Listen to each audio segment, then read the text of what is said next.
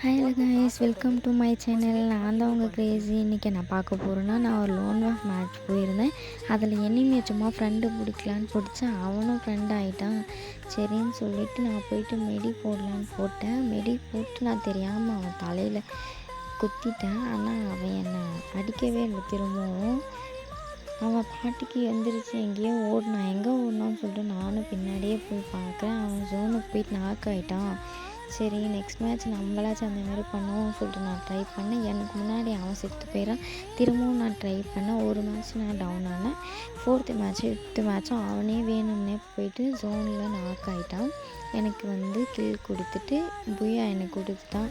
இந்த மாதிரி ஆளுங்கள்லாம் எங்கடா இருக்கீங்கன்ற மாதிரி இருந்துச்சுப்பா.